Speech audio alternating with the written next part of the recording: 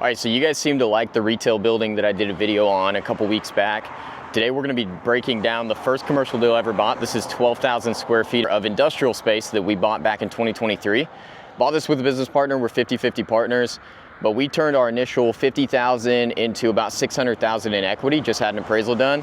So I'm gonna run you guys through the good, the bad, the ugly, how we found the deal, how we put it together, how we got it to this point, and hopefully we'll add a little bit of value. But let's walk because it's a little loud that we're right here on 23rd Street, pretty high traffic road. So this was, believe it or not, an MLS deal, which means it was open to the public. Anybody and everybody could see this deal.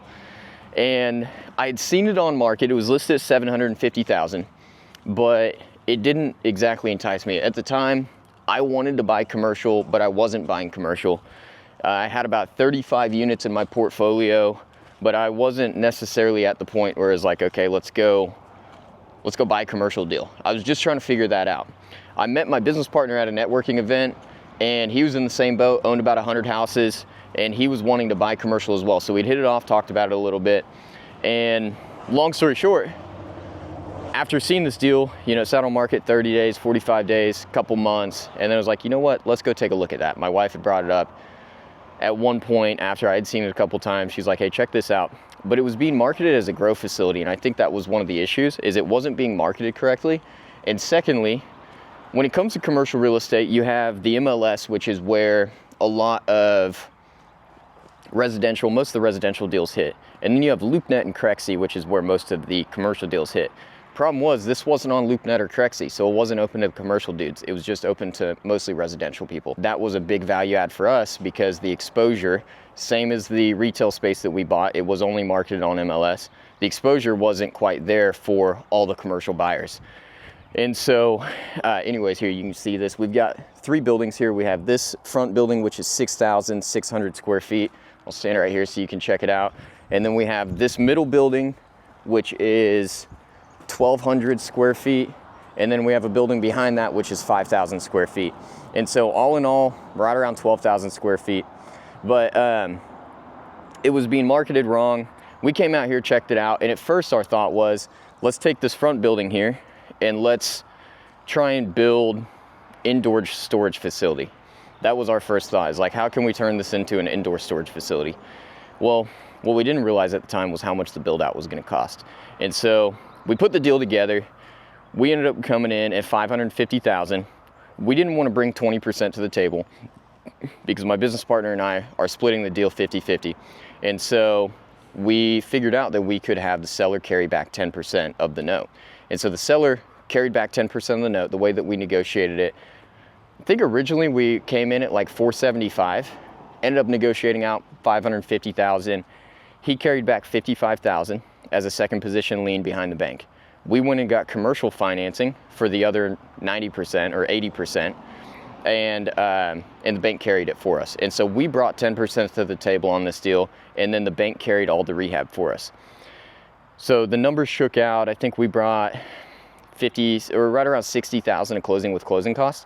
But this was an on-market deal, and I'm a real estate agent, so we got 3% back at closing as my commission. And so that was, I don't know, 15,000 that we got back immediately. So take that off of what we brought to the deal.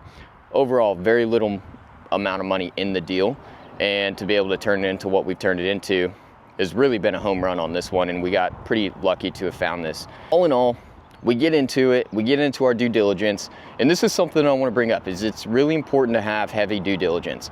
We had, I think, 60 to 90 days of due diligence when we put this under contract, because everybody that we knew and we'd talked to that knows commercial said, you need to make sure you do your due diligence, and you need to make sure that you know it well.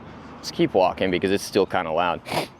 Like I said, heavy traffic up front, which is good for a commercial building, bad for a video, but it's all right. But so anyways, and it just rained a bunch. It's all muddy out here. So anyways, we get into the due diligence and we start pricing this out for storage, for heated and cool storage. And we realized our build out was gonna be like $300,000. And so we're in our due diligence and we're like, shit, this isn't gonna work. We can't really do heated and cooled storage. It just doesn't make sense. By the time we get into it, we underwrote it versus other storage facilities in the area, what they were getting priced per square foot. We realized the cap rate just wasn't going to be there. We weren't going to have a ton of equity when we got into the deal. So we switched focuses and we decided, what if we just lease the buildings pretty much as is? We've got this back building here, we have the middle building and the front building. And so that's exactly what we did. We ended up finding a tenant for the back building actually before we closed. We started marketing that thing, found a tenant. This back building, 5,000 square feet, they pay us $5,000 a month, and that's triple net. And so when it comes to the commercial side, you have different types of leases. With a residential home, your tenant's gonna move in there if, well, A, you have to pay insurance, you're gonna have to pay the taxes, and you have to do any maintenance that comes up. On the commercial side, it's a lot different. This tenant pays their portion of the taxes, of the insurance, and they do their own maintenance.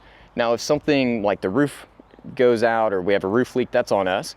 But otherwise, if it's normal general maintenance, they're gonna be taking care of it. And so that's what I like about commercial. One of the reasons why I love it is it's true cash flow. You know, I've got a bunch of rentals, but tenants rents out, you have to clean them up, you have to do make readies. There's pros and cons. I don't wanna sell this as like a commercial is an end all be all, because there's some downsides too, which I'll get into, but the upside is it's true cash flow once you have tenants in. And so we leased this out $5,000 a month for 5 years. And that helped us a ton at closing, because our negative cash flow, which is something that you have to look out for on the commercial side, when you buy a commercial deal, if it's vacant, you're gonna have negative cash flow, just like that you would in a residential deal. But the difference is it's negative cash flow on $500,000 versus negative cash flow on like $100,000. And so this offset our negative cash flow, rather than having to pay $3,000 to $4,000 a month to hold this facility until the rest of the units were leased out. Hopefully that makes sense. The terms that we got from the bank were interest only, and so we weren't paying principal and interest on the full note amount, but we were still paying interest only, which once again on $500,000 is like, I think it was like $3,000 or $4,000 a month. And so that offset it for us and was allowed us, by the time we paid taxes and insurance, just net neutral, we didn't have to pay anything every month. So then we started working on the front building. And so let's go check this out. The reason why this owner was selling is we're kind of in a small town, and he got into it with the city. He started building this building here. He let his building permit lapse, and then he tried to strong arm the city, which they didn't like that. And the city pretty much shut him down. It was like, we're not gonna let you get a CO, which you have to have what's called a CO, certificate occupancy, when you're dealing with commercial property. You can't just, if this building's ready right here behind me, you can't just go and rent it out. You have to get a certificate occupancy, which is where the city comes out, they okay it, they say the tenant can move in there. And so it's kind of a pain in the butt, but they wouldn't give him a CO. And so he was an out-of-state guy. He finally just decided, you know what, screw this, I'm done with the deal. So he listed it, we come in, $550, 10% seller carry, and we start negotiating with the city before we close. And this is something that's really important. You don't want to go under contract on a deal, and this applies to commercial, it also applies to residential as well. You don't want to go under contract on a deal and then just wait till closing or until after closing to start doing your due diligence with the city. We went to the city immediately and we were like, hey, here's where we're at. We want to come in, we want to do things above board, we want to make this building right, but we want to put a tenant in here. And so we started negotiating with them, and I'll show you guys up here. We can't get inside these buildings because we have them all leased out, but I did grab some B-roll, which we'll kind of throw over. But long story short, we go to the city and they're like, okay, you're gonna need architectural designs, you're gonna need a site plan, you're gonna need a survey, you're gonna need to put a driveway in, you're gonna need to brick the whole thing. And so they hit us with all these requirements of like, you gotta do all this stuff. And at first, they wanted us to they wanted a brick facade on the whole building, which was gonna kill the deal. It was gonna cost us like $120,000, because it's almost 7,000 square feet. So it just wasn't gonna work. And so this is something that's really cool. We did some research and we found you can get what's called a variance, which is where you go around the code. As long as you get approval from the planning commission and the city council, you can go around and get what's called a variance, which is like, hey, our code says this, but we're gonna allow you to do that. And so that's what we asked for, was a variance. We said, hey, we know you want a brick facade to make it look nice, but it just isn't gonna make sense for what we wanna do. Can we instead do a 3-foot brick facade? And so that's what we did. We came in, they agreed to this variance. It's a big beetle. They agreed to this variance and allowed us to do this brick here. And so instead of bricking all the way around, all the way up, they allowed us to just do the brick right here on the sides and the front. And so that was really nice. And then we'll go up here. It's gonna be kind of loud, I apologize. We have high traffic here on 23rd, which is one of the reasons why we bought this. And we're also really close to the turnpike, which I should be able to throw some drone footage up. The turnpike's really nice because it puts us really close to the city within about 30 minutes. But we had to add this driveway in here. This driveway cost us about $40,000. Here, let me come over here. This driveway cost us about $40,000 here. It looks pretty good. We had an option to go asphalt or concrete. And when we got down into it, asphalt was gonna be a little bit cheaper, but everybody we talked to said asphalt wasn't gonna last as long. It just wasn't worth the cost. So we paid an extra, I think, $7,000 or $8,000. Got concrete. It's gonna last us a lot longer, a lot better for the long term. And that's something in the past, you know, I've gone cheap on certain things. I've decided, even applying to residential, I've decided not to update plumbing or not to update major mechanicals, and it bites me in the ass every time. If you have the money, especially if you have the bank money, go ahead and update it now. Because if we put an asphalt driveway in here, it might be bad in 8 years, you know? And then that's maintenance that we have to take care of because we're the ones maintaining the parking lot. But anyways, what this is we've got 600 square feet of office up front and then 6,000 square feet of just industrial space in the back. So just warehouse is pretty much what it is. It's just a big open warehouse. I'll pull up some older photos or videos. But all that to say, we come in, we agree to the concrete, we brick the facade. We actually bricked this all the way up. I forgot about this. We bricked the front all the way up, and then we did 36 inches is what it comes out to on the sides. And we did the build out. I think the build out cost us, and I apologize, it's been a year and a half.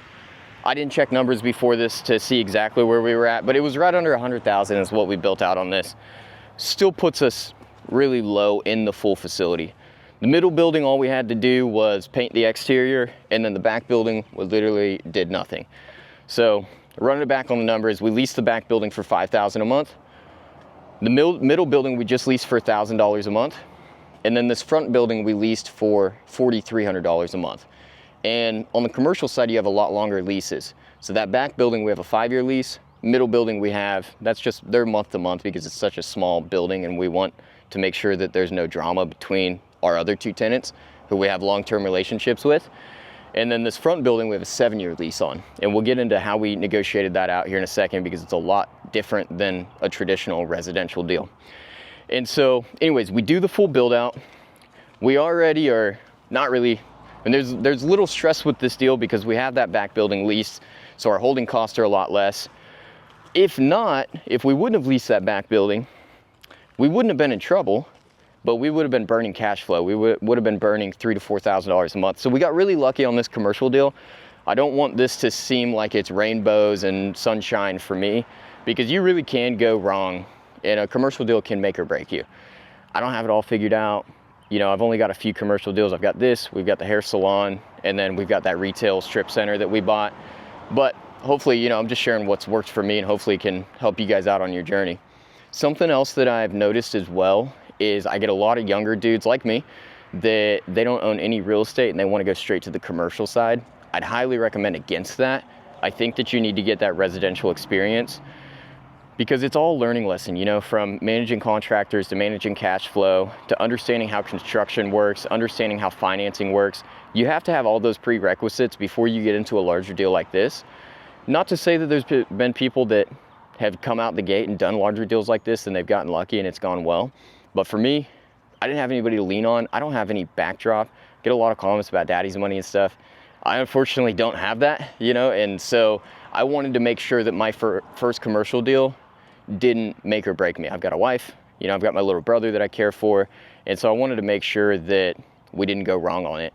And that's also why I have a business partner. We're 50-50, we share the risk 50-50, and it helps. You know, I probably wouldn't have bought this deal by myself. I think I could have done it, just the way that it's lined out, but I didn't have the confidence and I didn't necessarily have the cash flow. It would have stressed me out big time. And so it was nice to be able to bring a business partner in. We both were learning and we both were sharing the risk in that. And so anyways, I'm just throwing that out there. I don't want this video to be, you know, that you need to go and jump and buy commercial deal as your first deal. I would highly recommend that you buy residential first, get the experience, and then you move into the commercial side. But back to it, we finished the front building up and we get it on the market to lease. And I think at first we were thinking, when we underwrote, and it's super important to do your underwriting, you have to look at other facilities in the area, and you can use Crexi for this. You can use LoopNet, which is really expensive. You can even use Public Record, or you can holler at a commercial broker. But you need to know what other flex space or warehouse or retail space is renting for in the area. So we did this during our due diligence, because you don't want to close on a deal. It would be like closing on a house and thinking that you're gonna get $1,200 a month in rent and you only get $800 a month in rent. You need to look at comps in the area and know what you're getting for that rent. And so anyways, we did a lot of research. We talked to brokers. We looked at other industrial space here in Harrah, Oklahoma that has the amenities like close to the turnpike, frontage on 23rd. And we thought $8 to $12 a foot is probably what we'd get for this front building. We started closer to $12 a foot, didn't get that. And then we lowered it to $8 a foot, and we still had nothing for 8 months. We had a few small bites, nobody real, you know, tenant worthy that was gonna be a good tenant. And then we listed with a new broker, and sure enough, listed this, put it on LoopNet, and CoolSys, which is our tenant now, came out, they looked at it, and they decided they were interested in the facility. Now, the cool thing about CoolSys is they're not necessarily an anchor tenant. An anchor tenant would be like an actual corporation, but they're pretty dang close to it. They're not going anywhere. When you're underwriting, a little frog down there, when you're underwriting commercial space, you have small mom and pop tenants that you can get, which is like this back building, we have a small mom and pop. Not a bad tenant by any means, but not as stable as like a CoolSys. CoolSys is commercial industrial HVAC company for Starbucks, Target, Walmart. So they're not going anywhere. And so it's really cool. We signed a 7-year lease with them. That money's almost guaranteed. A, because we have a corporate guarantee, and B, because I don't see Starbucks or Walmart or Target not needing HVAC solutions. And they have the contracts with all of them. And so super large company, super tenant worthy, and we're super happy to put them in here. It took us a while, and that's something that you guys have to take in consideration whenever you're buying commercial real estate, is we had, at one point, we went from interest only to principal interest payments. And so our payment went from like $3,000 to $4,000 a month up to $7,000 a month. So we were negative cash flow for 8 months or so. We weren't necessarily worried about it, but once again, if we wouldn't have had this back tenant, and if we wouldn't have been able to front the holding costs, it could have put us in a really sour spot. So we were, I think, lost $50,000 on this facility overall last year just trying to lease this thing up. And that's common when you're developing real estate, when you're buying commercial real estate, you're gonna lose some money while you're getting the value add in place. But it's okay, because we put this tenant in place. And what I love about commercial real estate is you have what's called forced appreciation. So with a residential property or like small multifamily, your property is only worth what the comparables are in the area. And so like the homes in my neighborhood, my home's only worth what the comps are showing that other homes with similar square footage and bed bath are selling for in my neighborhood. When it comes to the commercial real estate side, the value is based off of an income approach, especially larger facilities like this. And so you're not gonna go and do a comparable analysis of this building versus the building next door. Because if that building's vacant and this one's occupied, they're worth totally different values. Hopefully that makes a little bit of sense. But we had an appraisal done because we rented the front building, middle building, and our back building. And once again, we bought it for $550. We put about $100 into it, just had an appraisal done, and it appraised at $1.2 million. And that's because our income, triple net, is we're bringing in, I think right around a little over $10,000 a month on this facility. So we brought it from $0 in monthly income to $10,000 a month. And that was our value add on the facility. We brought this building, or the front building, back to life. And then we put tenants in all of these. And that's what I love about the commercial side, is if you do that on a residential property, that home is only worth what the homes next door are selling for. When you do it on a commercial property, it's worth what you can rent it for. And so now we have options with this. So options are, we could sell it and cash out about $600,000 in equity and move it on to the next deal, which we probably won't do because we have really good cash flow. Or we can pull a line of credit on it, which we're in the process of doing right now. So we can go and use that line of credit to buy other commercial real estate. And so anyways, that's pretty much the story on this one. There was a lot in between. On the commercial side, it's a lot of like hurry up and wait. You have to make decisions, but then you're just waiting for others to get back with you. Leasing this front building here, it took us almost a month and a half to negotiate out the terms of this front building. They had lawyers involved, they redlined everything, and it's just a lot slower process. Residential, you can get in quick, get out. Commercial, you have to wait on permits, you have to get permits, you have to wait on COs, you're waiting on architects. It's a much slower process overall, and that's why people get burned on the commercial side, is they get stuck holding the cost of the buildings or the properties they buy. They think that they can get in and out, within a couple months, and then it takes 8 months or 12 months or whatever that comes out to. And so, anyways, I'm trying to think if there was anything else on this facility that stood out to me. But if I had to recommend anything, if you're wanting to buy commercial real estate, I would buy residential first. I would get comfortable with the skill sets that you need, which is understanding shit shows. They're gonna happen whether you're on the residential side, the commercial side, whatever that is. You have to be okay with them. I see shit shows every day. It is what it is. It's part of the game. It's part of what we do. But if you aren't used to that, you might not be able to handle the stress. You have to be able to handle the stress of the debt. I get a lot of people that are, they're worried about the debt. I'm very debt heavy when it comes to real estate. That's how I scale. But also I'm risk adverse when it comes to that debt. I'm not leveraging to the max on all of my deals. We doubled the value on this. Our loan to value is 50% on this facility now.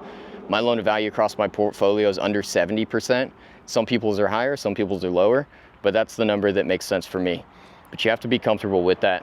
And you just need the small skill sets of managing contractors, managing payroll, understanding holding costs, understanding comparables. And so that's why I'd say buy the residential real estate first and then work your way up to commercial real estate.